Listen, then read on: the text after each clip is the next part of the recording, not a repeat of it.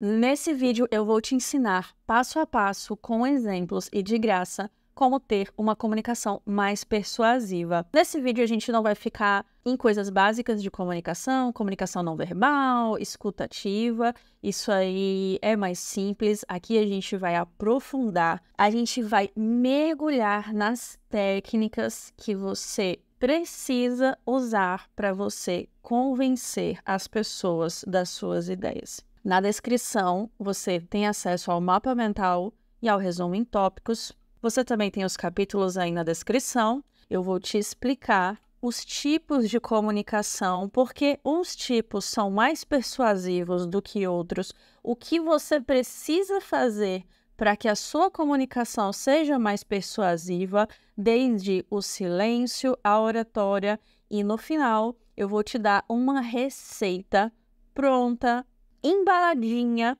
para que você tenha uma comunicação mais impactante. Fica aqui comigo e bora para a aula, porque é conhecimento, é de graça e é poder. No princípio era o verbo, assim disse o livro mais lido do planeta. Existem dois tipos de comunicação. Não são os únicos tipos de comunicação, mas são os tipos mais importantes e mais comuns.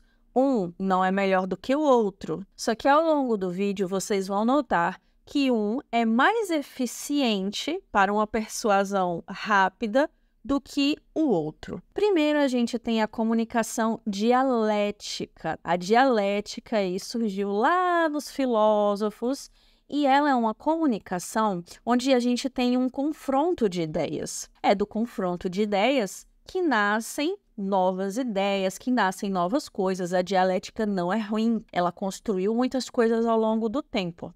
Porém, ela tem algumas problemáticas. No geral, a dialética ela só consegue ser usada com efetividade e ela só consegue render frutos num ambiente onde existe uma alta tolerância às ideias do outro, vamos dizer, um alto respeito entre os pares. Por exemplo, no ambiente científico, filosófico, acadêmico, esse tipo de comunicação é a mais comum.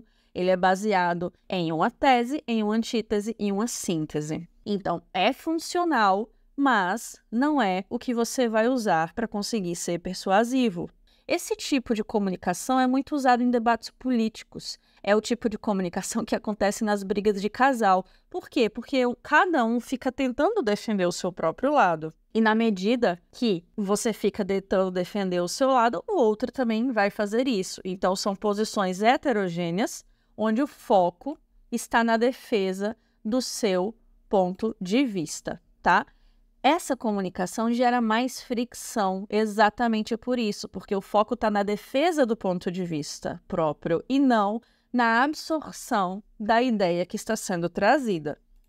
Por isso, tem mais fricção e também mais resistência à ideia comunicada. E a dialógica, qual é a diferença? A dialógica é a que mais importa para a gente e é o tipo de comunicação que eu vou ensinar para vocês daqui até o final do vídeo. É dentro dela que a gente vai imergir e é esse tipo de comunicação que você vai aplicar, tá, na sua vida para conseguir ser mais persuasivo. É uma comunicação onde você incita uma construção conjunta de significado com o seu público, com o seu interlocutor, com quem você está falando. Ela gera menos fricção e, portanto, ela gera menos resistência. O seu público, o seu interlocutor com quem você está falando vai ter mais aderência ao que você está falando. Como a gente faz uma comunicação dialógica? Primeiro, vamos entrar um pouquinho aqui. Primeiro, a gente precisa entender a essência de cada uma dessas comunicações. Isso é importante, tá? Disparo a queima-roupa. Essa é a essência de uma comunicação dialética no dia a dia, porque o foco está em transmitir informação. Sabe, grupo de WhatsApp, ou, sei lá, você está num jantar, num almoço com a sua família, e aí vem alguém e fala ali da ideia dela, do pensamento dela sobre política, sobre religião, e ela começa a metralhar aquelas verdades absolutas. Sabe quando isso acontece? Pronto. Ela está fazendo uma comunicação aqui dialética, né? Dialética, sim, até entre aspas, tá? Mas uma comunicação dialética empobrecida, porque está baseada na defesa de uma tese. Então, é uma metralhadora unilateral. Quem está comunicando, quem faz esse tipo de comunicação, dispara a queima-roupa, não está preocupado com o outro, não está pensando no outro, não está considerando o outro. Ela está preocupada com o que ela está falando. É a metralhadora, é unilateral. Ela esbraveja ali tudo que ela está falando. E aí, enquanto quem está ouvindo a metralhadora aqui, né, unilateral lá no almoço de família, fica, durante esse momento que você está ouvindo, o seu foco não está em assimilar a informação que ela está te trazendo, não está em assimilar essas verdades que ela está colocando na mesa como verdades absolutas. O seu foco está em buscar pontos de discordância. Então, percebem a dialética? O cara tá me mandando ali uma tese e eu tô aqui buscando já a antitese. Eu já tô buscando a defesa, eu já tô buscando defender meu ponto de vista. É assim que funciona. E esse tipo de comunicação não é persuasiva, porque o foco dos dois lados vai estar sempre na defesa do seu ponto de vista. E quanto mais o seu interlocutor, quanto mais o seu público está tentando se defender do seu ponto de vista, menos ele vai assimilar a sua ideia, menos ele vai assimilar a sua mensagem.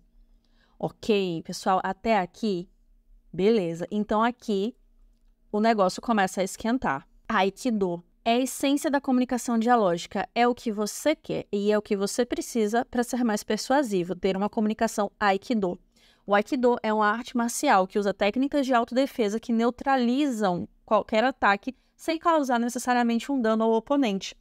No Aikido, a gente usa a energia do oponente e a força dele a nosso favor.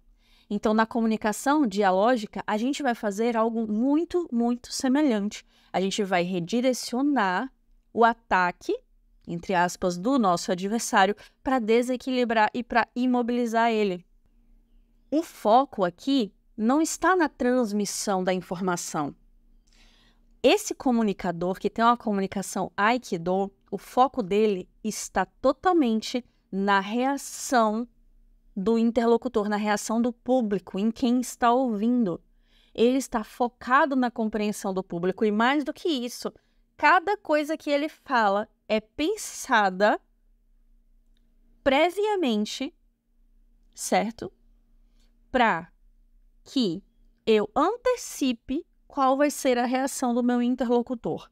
Se eu falar dessa forma, ele pode reagir assim. Se eu falar daquela forma, ele pode reagir assado. Então, não é uma comunicação unilateral, não é uma metralhadora, um disparo a queima-roupa, é um Aikido, tá?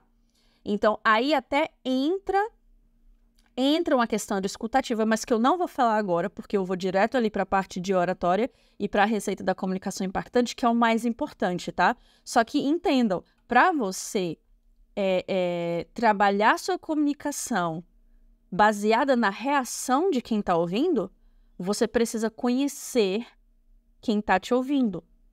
Você precisa conhecer como ele pensa, o que ele sente, quais são os valores que ele tem. Para isso, né, aquele que está falando, quem está comunicando, além de cuidar da comunicação não verbal, que é o que vocês já sabem, eu não vou entrar nisso aqui muito, tá? Mas o não verbal comunica. Se vocês quiserem saber um pouco mais sobre isso, vão lá no vídeo 30 Soft Skills que a escola não te ensinou, que lá tem um pouco mais sobre isso, mas aqui eu não vou entrar. E sobre aquele que nos ouve, que é o que a gente estava falando aqui, você precisa ter uma escuta ativa para captar as intenções e a vulnerabilidade do seu público, para saber quais são os desejos e o medo do seu público. E você usar isso a seu favor. Não é usar isso para o mal, tá? Gente, não é isso que a professora está dizendo. Se você pensou isso, fica a cargo aí da sua própria consciência. Eu, por exemplo, aqui no meu canal da professora, eu aplico todo esse leque de técnicas para que vocês gostem do meu vídeo, para que vocês tenham aderência às informações que eu estou passando aqui. E eu compartilho um conhecimento para vocês útil, que vocês podem aplicar em todas as áreas da vida, de graça.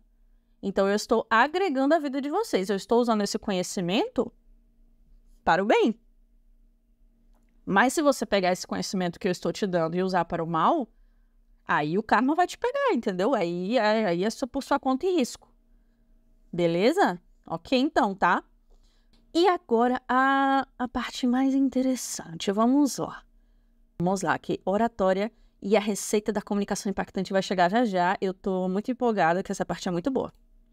Então, oratória, tá? Para você ter uma comunicação dialógica efetiva, para você fazer um Aikido aí efetivo, você tem sim que necessariamente trabalhar a sua oratória. Vamos pensar aqui na origem dessa palavra oratória. Então, olha que interessante, oratória, no final das contas, vem de uma ramificação latina que significa rezar. E rezar traz a ideia de ritmo e cadência. Ritmo e cadência. É preciso você modular a sua voz, o seu ritmo, o seu tom e o seu ritmo, porque isso interfere na assimilação da sua comunicação, beleza? Antes da gente ir para as técnicas, né, do o que eu vou falar, a gente também precisa entender como se fala, tá? Então, como se fala é muito importante. Se eu falar com uma voz baixa e cortada, vamos dizer assim, sabe aquelas pessoas... Eu vou tentar imitar aqui para ver, mas... Não, sim, porque eu tava lá e foi isso. Não sei. Sabe pessoas que falam assim? Com a voz baixa e cortada, assim, que né, sem ritmo, com as quebras. Esse tipo de voz, esse tipo de ritmo, transmite insegurança. Então, se você falar assim, naturalmente e inconscientemente, quem te ouve vai se sentir inseguro sobre você e inseguro sobre o que você está falando. Ou seja, o que a professora está falando aqui? Ela não vai confiar no que você está dizendo.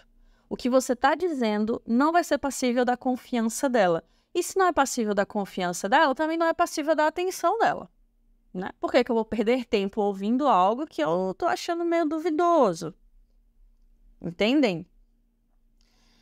Voz alta e ritmada. Quando eu falo alta, pessoal, não estou falando gritando, tá? Não é uma voz gritante. Gritante está aqui. Então, alto não é gritante.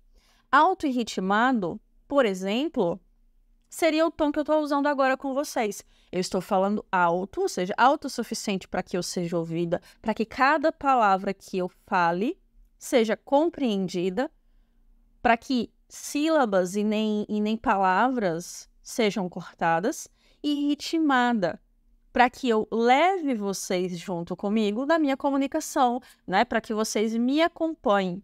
Quando eu falo numa voz alta e ritmada, eu transmito confiança inconscientemente. Por quê?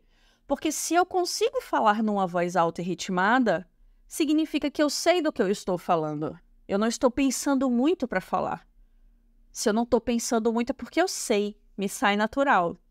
E aqui, por exemplo, é bem isso, porque eu não tenho um roteiro pré-definido, eu tenho um mapa mental. O mapa mental seria o meu roteiro. Mas eu não sei como eu vou falar, por exemplo, de cada tópico. Eu não gravo isso, eu não treino isso, eu não escrevo isso em outro lugar. Eu vou abrindo aqui o mapa mental e vou falando o que eu sei, o que eu aprendi na minha vida, nas minhas graduações, no meu estudo, no meu trabalho. Eu transmito essa confiança, porque eu falo alto com ritmo. Isso é muito importante. Trabalhem isso. Se vocês não têm facilidade com isso, treinem. Pausas estratégicas. Elas são importantes para você antecipar um certo alvoroço de te ouvir. Quando eu vou falar algo mais importante, eu posso fazer uma pausa antes de falar para causar aquela ansiedade boa de o que vem pela frente. Eu fiz uma pausinha dessa aqui, quando eu saí ali de O Silêncio Comunica para a Oratória. Eu fiz uma pequena pausa. Vamos para a oratória agora. Então, isso é importante. Essas pausas estratégicas, elas dão ênfase a um ponto e aumentam o interesse. Se você tem vícios de linguagem, você vai perceber que você vai ter dificuldade com as pausas estratégicas. Por quê? Porque quem tem vícios de linguagem... E aí, gente, assim, não sofram. Todo mundo tem vício de linguagem. Eu tenho vício de linguagem. Quando eu me ouço aqui, eu vejo vários vícios de linguagem. Mas com o tempo, a gente vai se ouvindo e a gente vai diminuindo esses vícios. Quanto mais a gente diminuir, melhor.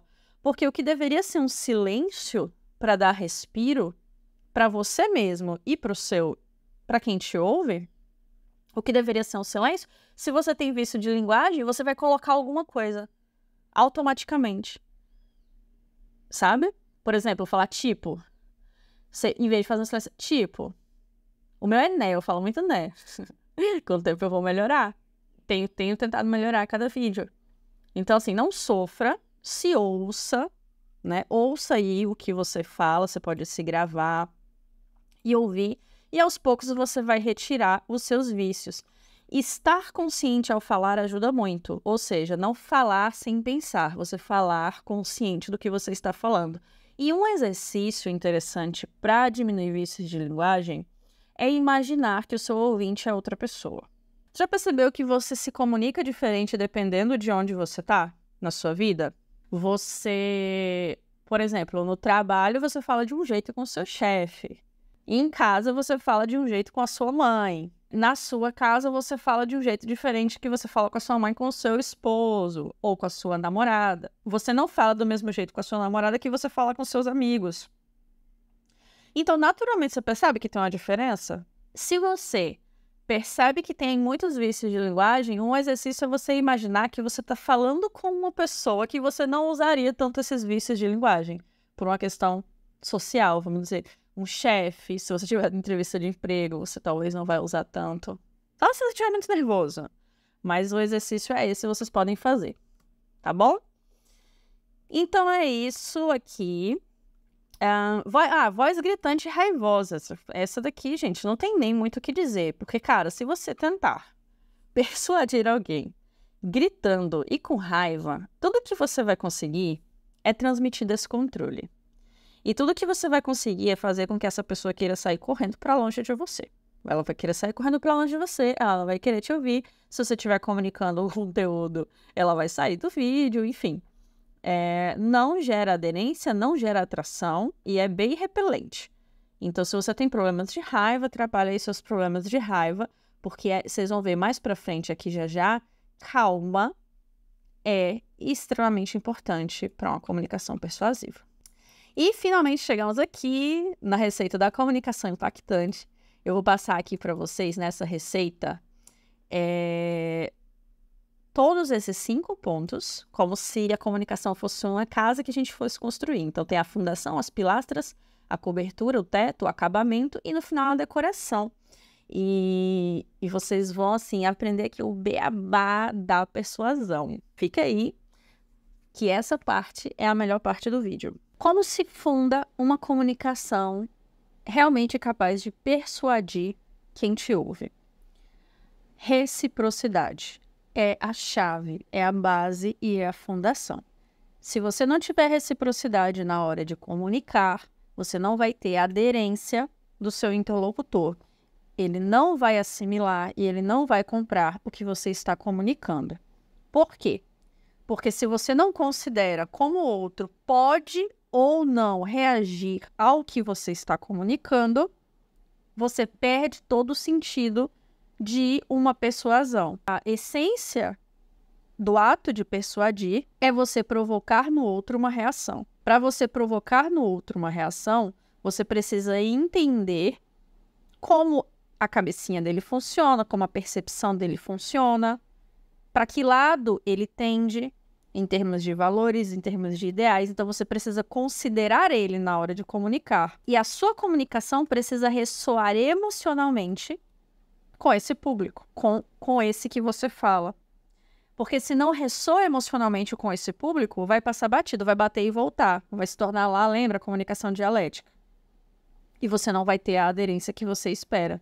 Um exemplo de uma comunicação que ressoou tanto com um determinado público que se tornou um discurso muito famoso é o exemplo do discurso do I Have a Dream, do Martin Luther King. É um discurso que ele fez, né, em determinado momento da carreira dele, e que se tornou famoso, né, porque nesse discurso ele basicamente conta uma história. Nessa história tem um teor emocional de como ele se sente diante de uma situação e como ele gostaria que fosse. E na hora que o que ele conta ressoa emocionalmente com o público, ou seja, as pessoas se identificaram com aquele sentimento que ele está transmitindo, com aquela emoção, ele capturou a atenção das pessoas e ele capturou a aderência das pessoas àquela comunicação. Outro pilar que pode ser usado, se você quer um beabá de como criar uma narrativa, e aí eu tô falando mais para quem vai criar conteúdo, seja em qualquer âmbito, tá? Escrito, digital, qualquer âmbito. Sei lá, uma apresentação para o trabalho, uma apresentação, um seminário acadêmico, né? Qualquer tipo de conteúdo que você vai criar, que você vai apresentar para um público, se você usar a jornada do herói, você vai ter uma grande aderência das pessoas, porque todo ser humano, inconscientemente, pode se identificar com a jornada do herói, porque a jornada do herói, basicamente, é a jornada de todo ser humano na face dessa terra. Então, não tem como um cidadão, né, terráqueo, não se identificar com a jornada do herói. Eu não vou entrar na jornada do herói aqui, mas pesquisem, estudem, tá? Extrapolem o que a professora traz para vocês aqui e vocês vão entender do que eu tô falando. Um bom exemplo aí de uso da jornada do herói aqui na criação de conteúdo para o YouTube é o canal do Isaac, né? O Isaac, ele tem um canal que basicamente tem 4 vídeos e no primeiro vídeo ele conseguiu aí, nossa, mais de 100 mil inscritos, coisa assim, e ele tem muitas visualizações, ele quebrou o YouTube. Mas se você assiste ao vídeo, é em inglês, tá? Mas dá pra assistir aí, se você não manja, tem as legendas. Se você assiste o vídeo, você entende como ele usou a jornada do herói no vídeo dele pra criar o roteiro dele e pra ter aí a retenção do público que assiste. Estudem, porque a jornada do herói é muito útil, principalmente na produção de conteúdo, tá? Agora, quando a gente fala de comunicação, assim, mais dia a dia, comunicação verbal, pilastras da comunicação. Ofereça primeiro, crie uma demanda depois. Isso pode parecer básico e acredito que depois do marketing digital estar tão saturado, isso ficou mais explícito. Mas você pode usar isso também no seu dia a dia. Não necessariamente isso só se usa em anúncio, em publicidade. Isso se usa no dia a dia. Quando você precisa de algo que você quer... Uma forma de falar, tá? Não levem ao pé da letra, não leve ao pé da letra. Mas se você quer tirar algo de alguém, né? Uma reação, ou você quer uma concordância ali, em vez de você pedir aquilo, solicitar aquilo, ou até mesmo cobrar aquilo, eu até comento sobre o lado negativo de cobrar coisas lá no vídeo de 30 soft skills que a escola não te ensina. Eu ensino sobre isso, né, usando a teoria da CNV, do Marshall Rosenberg, e a comunicação não violenta. Quem não viu, vai lá nesse vídeo e assiste. Cobrar tem baixíssima efetividade, mas se você oferecer primeiro, para só então você criar uma demanda depois, você ativa o gatilho da reciprocidade. Eu vou dar um exemplo para você. Quando você diz de nada, por exemplo, você faz um favor para alguém, e aí a pessoa agradece, obrigado, você de nada, valeu. Né? Isso é o mais comum. Então aí nada acontece, né? É uma comunicação básica do dia a dia. Mas se, por exemplo, no lugar de nada, você falar assim para essa pessoa, você falar assim, ó, você fica me devendo essa, ou então, você faria o mesmo por mim.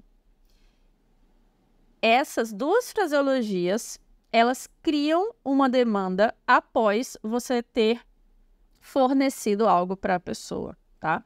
Então, você já forneceu, você ajudou, você quebrou um galho, né, ali para a pessoa, e depois você criou uma demanda através do seu discurso. Você não é uma demanda objetiva, está nas entrelinhas. Você fica me devendo essa, você faria o mesmo por mim, está nas entrelinhas. Mas você ativa ali o gatilho da reciprocidade e a outra pessoa vai ficar muito mais propensa a apoiar você, né, no futuro breve aí, caso você precise, caso você solicite alguma coisa para ela. Esse é um exemplo prático aí de comunicação do dia a dia que você pode oferecer para depois demandar. Mas, por exemplo, dentro da realidade de um relacionamento, Quando você quer, por exemplo, fazer algum tipo de atividade com a pessoa, né? Vamos supor assim, hoje eu tô a fim de namorar, vamos namorar um pouco, vamos curtir um pouco junto. E aí você tá naquela, não sabe se a pessoa vai querer, se ela tá na mesma sintonia, ou se ela tá muito cansada. E aí você chegar falando isso, tô a fim de namorar, né? A comunicação do dia a dia, tô a fim de namorar. Você tá comunicando uma necessidade, mas é unilateral, percebem? É unilateral. Você não está considerando o outro muito na sua comunicação. Você está só jogando. Você metralhou ali a sua demanda, você metralhou o seu desejo e a sua comunicação. Não considera o outro. Uma outra forma de falar a mesma coisa seria, por exemplo, você não tocar no assunto do que você quer diretamente, né? Do seu desejo de namorar um pouco, mas você criar um terreno para que crie-se uma situação favorável para a concretização do seu desejo. Por exemplo, amor, vamos jantar um lanchinho hoje? Eu fiz um bolinho, um café, a gente come rápido, não tem que gastar tempo e passa um tempinho juntos, por exemplo. Então, você não está necessariamente pedindo para namorar. Você está falando que fez um bolinho e o café para vocês poderem passar um pouquinho de tempo juntos. Pegou? Então, é uma modulação de forma. Você não necessariamente não modula o que você fala, mas como você fala. E aí é muito sutil, tá? E por isso que isso tá dentro de uma soft skill, gente. Porque é sutil. É sutil e leva um tempo para você conseguir fazer essas modulações e realmente ter uma efetividade. Mas é possível. E quando você aplica, cara, você percebe o quanto você vai ter mais de aderência das pessoas ao que você fala, tá? Bem, aí você tem as pilastras, né? Em vez de cobrar, né? Ou seja, em vez de criar demanda, solicitar, cobrar o que você quer, você oferecer primeiro, você criar terreno, né? Você ativar aí o gatilho de reciprocidade e cobertura, né? Qual seria a cobertura de uma comunicação persuasiva e impactante, a cobertura da casa?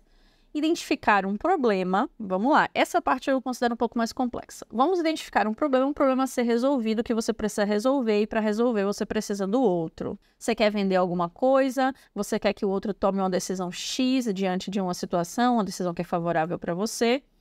E aí, se você apresenta como um problema, a tendência dessa pessoa é fugir do problema. Todo mundo tem essa tendência, eu, você, todo mundo. A gente vai fugir do problema. Mas se você apresenta esse mesmo problema como uma oportunidade, então a coisa muda de figura. O exemplo que eu dei aqui, anteriormente, do bolo e do café, se enquadra também um pouco nisso. Porque não era um problema, mas era um desejo, né? Mas era uma situação, um problema ali, de algo que você queria e que você transforma numa oportunidade na forma de comunicar. Isso se chama arte do reframing, que é o reenquadramento. Ruim pode ser bom. Ruim pode ser bom. Exagerando aqui o exemplo que eu dei para a gente ficar nele, imagine alguém que ficaria cobrando assim, você nunca tem tempo para mim. A gente nunca tem tempo, você trabalha demais, ou você está sempre fazendo isso, está sempre fazendo aquilo. Ou seja, é o ruim, é o problema, que tem a ver com a necessidade, que é a necessidade de passar tempo ali mais com a pessoa, de estar junto, de namorar. É o ruim. Mas se você mostra a situação como ruim, enquadrada nesse foco, a chance de você conseguir o que você quer é muito baixa. É muito baixa. A chance de você conseguir uma DR é bem maior, tá? Então, você precisa reenquadrar. Então, por exemplo, dizer que fez um café e um bolo, né? Gente, eu tô usando um exemplo genérico, tá? Pra não ficar pra um gênero nem pra outro, mas vale pra tudo. Sei lá, faz um sanduíche, enfim, o que tiver, faz um cuscuz. Mas é um exemplo para ilustrar a coisa. Transforme, enquadre para que foque no positivo, para que se torne uma oportunidade em vez de um problema. Vamos dar um exemplo aqui, saindo do escopo do pessoal e indo para a criação de conteúdo. Vamos supor que você quer publicar algo polêmico, né? Porque dá engajamento, dá trend, dá hype e tudo mais. Aí você quer publicar uma polêmica. Só que você não quer o hate, não quer lidar com hate, você não quer perder inscritos, você não quer toda aquela problemática. Então, o que você faz nesse caso? Como você estabelece uma comunicação persuasiva o suficiente para que você não crie uma legião de haters? Você pode usar o reframing. Então, existem duas maneiras de você mostrar um conteúdo polêmico. Um enquadre problemático e um enquadre oportuno. Que aí eu não estou entrando na seara se é mal ou bom. Aqui ruim é só ruim da perspectiva de quem recebe essa comunicação, mas não significa que seja ruim ou bom. Mas vai ter um enquadre problemático dessa polêmica e vai ter um enquadre oportuno. E qual é a diferença? No enquadre problemático, você vai ter tomado uma posição extrema. Se você tem um tema polêmico, você vai ter sempre uma polaridade. Se você admitir um lado como seu lado, imediatamente o seu outro lado vai ser o seu inimigo. Tá? Então, esse é um enquadre problemático, né? Aqui a gente vai ter o enquadre após o reframing, após o reenquadramento. Mas vamos ver primeiro como seria o enquadre problemático dessa polêmica que você quer publicar. Você vai fazer afirmações absolutas, porque é isso e é isso mesmo, e quem discorda é um ignóbil, entendem? Você vai rebater críticas com argumentos ad hominem, né? Tipo assim, seu argumento vai ser que o outro é tapado, né? Você não vai rebater a ideia com ideias. Você vai atacar a pessoa para descredibilizar ela. Isso lembra alguma coisa para vocês? Isso lembra alguma coisa? Enfim, né? Essa é a comunicação mais comum, do senso comum, da maioria das pessoas é assim. Então, você vai ganhar o lado X e vai perder o lado Y, né? E esse enquadro é problemático. Porque se você quer publicar uma polêmica, mas você quer engajar todos os lados, as duas polaridades, né, e diminuir o seu hate, que anular é impossível, né, mas diminuir dá. Então, você vai fazer um enquadre oportuno. E como você pode fazer esse enquadre oportuno? Você vai apresentar argumentos de ambos os lados, sem tomar partido, sem consolidar uma posição para você. Você não vai concordar com um e nem com o outro, mas você vai dizer, olha, esse lado tem essa visão, esse aqui tem essa outra visão. O que vocês acham? E aí, perguntas abertas para o seu público, você cria espaço para que as diferentes perspectivas surjam. Você abre o espaço em vez de você limitar, né? Perceba que você também está trabalhando a reciprocidade aí. A sua comunicação ela não está combativa, ela está inclusiva. Inclusiva no sentido de incluir as alteridades. Incluir pessoas que pensam completamente diferente. Incluir valores ideais heterogêneos. Perguntas abertas são ótimas para isso. Você vai responder críticas, sei lá, nos comentários, no feed, com empatia e com respeito. Entendo a sua perspectiva, mas eu tenho essa perspectiva por conta desse fato, por conta daquele fato. Né? Você rebate a ideia, o pensamento, não a pessoa. Você não diminui a pessoa pelo pensamento que ela tem. Isso vale não só para... Eu usei aqui um exemplo de publicar conteúdos, porque eu entendo que muita gente que está aqui no YouTube tem esse desejo. Não todos, mas uma grande parte do público vai ter. E criar conteúdo, a gente... É uma habilidade coringa, né? A gente vai estar sempre criando conteúdo. Até falando, isso é um conteúdo que você está criando. Então, responda críticas com empatia e respeito, tá? E você vai ter um enquadro oportuno. As pessoas vão ter maior aderência e menos resistência. Isso cria um diálogo respeitoso e inclusivo. Vai diminuir a reatividade. As pessoas vão ser menos reativas a você, menos combativas. Você vai ter menos hate, real ou virtual. E você vai engajar mais as pessoas, ou seja, vai ganhar um certo respeito. As pessoas vão dar espaço, as pessoas vão parar para te ouvir. Por quê? Porque elas sabem que você está considerando elas independente do posicionamento que elas tenham. Tá? Então, você vai abranger ali uma maior quantidade de pessoas. E peguem aqui essa narrativa que eu estou trazendo e vão fazendo associações e faça associações com pessoas que vocês consideram bons comunicadores, excelentes comunicadores. E você vai perceber que essa galera usa todos esses pontos na sua comunicação. E o acabamento de uma comunicação persuasiva e impactante. Assertividade não é agressividade. Você precisa ser assertivo. O que é ser assertivo, professora? Ser assertivo é você comunicar um posicionamento de maneira confiante e não de maneira titubeante ou de maneira raivosa. Então, não é nem você titubear com insegurança, né? Ou nem você esbravejar com raivosidade. É um meio termo, é um caminho do meio, é uma sutileza, é uma elegância ao falar. Isso é ser assertivo. Mesmo quando você está fazendo uma crítica. Se você for assertivo e você não for agressivo, você vai ter uma maior aderência das pessoas. Esse é o acabamento. E aí, por que acabamento, né? Eu fiz essa brincadeira. Porque não está exatamente no que você está falando, mas na forma com que você fala. E decoração, que seria a decoração de uma comunicação impactante. Posicionamento. Você precisa encontrar aquilo que te distingue de todos os demais. E precisa extrapolar isso o máximo possível. Mas como assim? Que história é essa? Então tá. Aí eu já tô entrando, a decoração... Decoração é aquilo. Quando você faz uma casa, antes dela estar decorada, ela já tá pronta para morar. Você mora numa casa que não tá decorada. Vai funcionar. Se você parar em acabamento, você vai conseguir ser mais persuasivo, você vai conseguir ter mais aderência, vai conseguir que o seu interlocutor com quem você fala esteja mais propenso às suas ideias. Você já vai conseguir. Agora, a decoração é um nível a mais, é um plus, é uma cereja do bolo, que se você colocar, você vai se distinguir, você vai se destacar. Você não vai ser mais um no meio da multidão. E aí, se você pensar em figuras, né? Figuras de liderança atuais e de autoridade que tem hoje, elas fazem isso. Elas se posicionam em relação a todo o resto. Porque elas são diferentes dos demais. Elas têm algo específico que é delas e que ninguém pode copiar. Se você pegar o querido Pablo, quando você pega a sua personalidade e você dá voz para ela, você não tenta copiar, você não tenta ser uma xerox de ninguém, você coloca a sua voz para falar, você se torna autêntico. E nesse momento, você não tem mais concorrência. Você não tem mais concorrência, porque você é único, porque não existe outro você por aí. Não existe. Pode ser parecido, mas não vai ser outro você.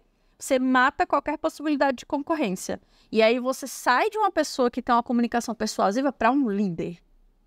Você vai ser alguém que as pessoas querem seguir, porque você vai ser único. E aí eu não tô falando só em criação de conteúdo, e isso é na vida, tá? Nos seus espaços, trabalho, academia, né? Quando eu digo academia, gente, ambiente acadêmico, família, né? Seja a família do seu pai, mãe, seja a família da sua esposa, esposo, namorada, qualquer ambiente. Você vai ser um líder que se destaca, porque até essa palavra se destaca, ela já disse, destaca do resto, dos demais, tem algo único ali. Então é isso que decora um comunicador, porque a comunicação também fala do comunicador, tem a ver a persona do comunicador. Porque, por exemplo, vocês não estão me vendo aqui, mas vocês me sentem. Vocês sentem o meu tom, eu gesticulo enquanto falo, te dá até para sentir isso, a minha gesticulação, né? O meu tom de voz, o meu riso. Então, eu coloco a minha autenticidade aqui, o que me faz ser única, apesar de vocês não saberem o meu nome. Mas eu sou eu, e ninguém vai conseguir imitar, porque não tem outra eu aqui. No Brasil, no mundo, no YouTube, não tem outra eu. Então, a minha marca, né, ela é protegida de qualquer concorrência. E é assim que você se destaca, tá? Traga para sua comunicação a sua autenticidade. E você vai ter esse plus aí na frente de todos os demais. Bem, acredito que tenha iluminado bastante aqui. Deixei aqui um ponto para o final. É um pequeno ponto. Vamos ver aqui, o berrante e a boiada. O que é isso, professora? Para quem chegou até aqui, se você chegou até aqui, vamos ver o que é. Nem eu lembro mais o que é isso, vocês acreditam aqui? Você acredita? Nem eu lembro o que é. Vamos ver, o berrante e a boiada. Um líder carismático, mas uma comunicação persuasiva é igual a manipulação eficaz usando a psicologia das massas. Coloquei isso aqui como exemplo. Comunicação e liderança tem tudo a ver. E essas duas soft skills juntas, elas são capazes de mudar o rumo da história. Elas são capazes de mudar uma nação. E elas já mudaram nações, e elas já mudaram a história.